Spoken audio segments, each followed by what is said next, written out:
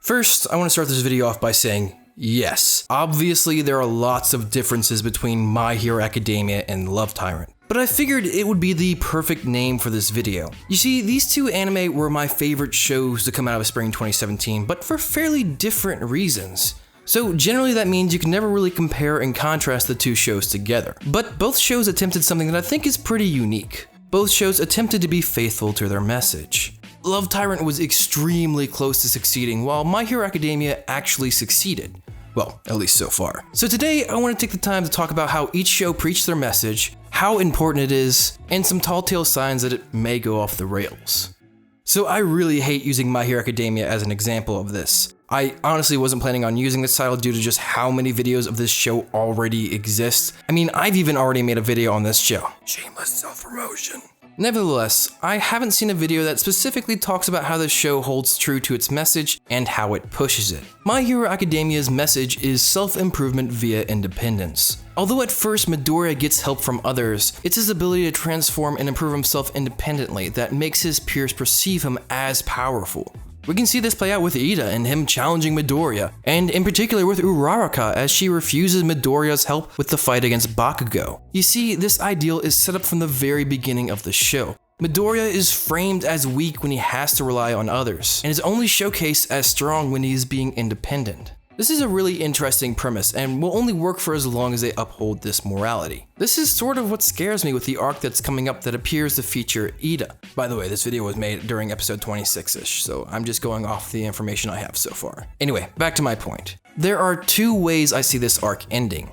Ida realizing that he shouldn't be seeking revenge by himself, coming to terms with it, then being welcomed back as a hero. Or Midoriya and Uraraka convincing and helping Ida realize that he shouldn't be seeking revenge. My guess is that it'll be the first example because it flows with the show's philosophy, being strong independently. But let's say, for argument's sake, that I'm wrong and that it goes with the second option. Midoriya and Uraraka help Ida over this hurdle he experiences, and he comes to terms that he shouldn't be seeking revenge. If this is the way the situation is handled, it would have to be done in a way that degrades Ida as a character. This is because it runs opposite to the message of the show, self-help versus working together. They bring it up in the show a few times, in particular with the cavalry battle. At first, I took this as them giving leeway to the message of the show, but this is actually not the case. The cavalry battle is won mostly by the skills of individuals, not by combining skills or working together. Ida uses his secret move, Bakugo basically single-handedly brute forces his way to victory, Shinso literally just takes over everyone, and Tokiyami ends up single-handedly carrying Midoriya to the tournament.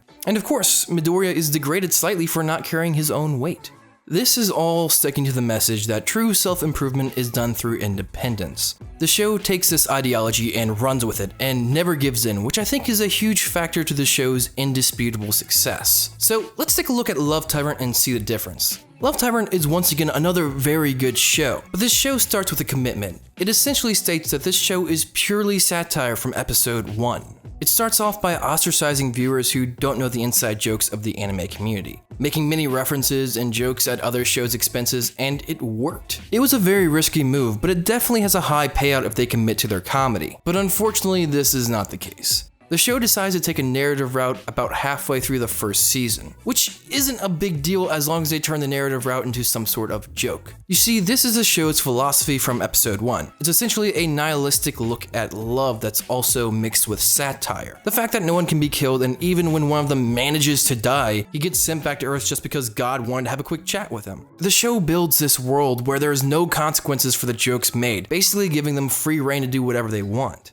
This is why I was really confused when the show took a narrative route. I assumed it was going to lead to some sort of massive joke where nothing they did previously really mattered, but that's not the case. All of a sudden, only a select few of their actions have consequences, leading them to the pits of hell. But then something weird happens again. The pits of hell are actually kind of a nice place. I mean, you find out Satan's actually a pretty good guy and runs hell quite nicely. This tricks the audience into thinking that this is all once again a joke, but it's not, and in the finale we figure that out. The show flip-flops so much that in the last few episodes it destroys itself. As I previously stated, the show has to stick to its morality, and Love Tyrant was actually really close, and I think that's what angers me the most. If they had just committed to their comedy, I think the show would have been incredible. And in the way they had built their world, they could have totally done an actual narrative route that would have made sense if they had committed to it. But as I said, I feel like the artist was so unclear on whether or not they wanted to take it full satire or full narrative, which I think completely ruined the last few episodes. I do want to clarify, I enjoyed Love Tyrant. My debate isn't that the show is bad, but that the show could have been a lot better. And really, I'm just attacking the show not because it was bad for doing this, but because it was almost great for committing to its own ideals. So many anime failed this task, and to see Love Tyrant get so close hurts my soul. And I really think this is one of the major factors that separates good anime from great anime.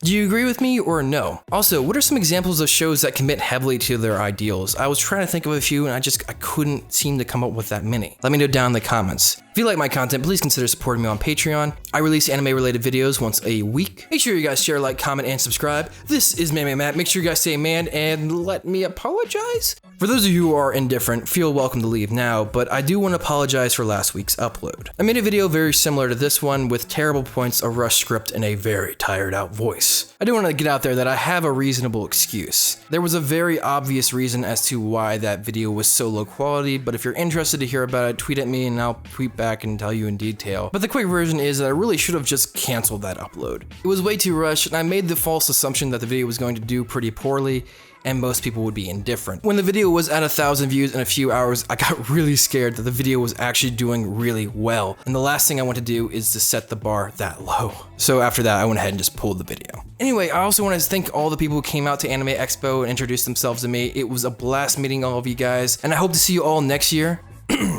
This is Manime Matt. Make sure you guys say, man, go watch that goddamn anime.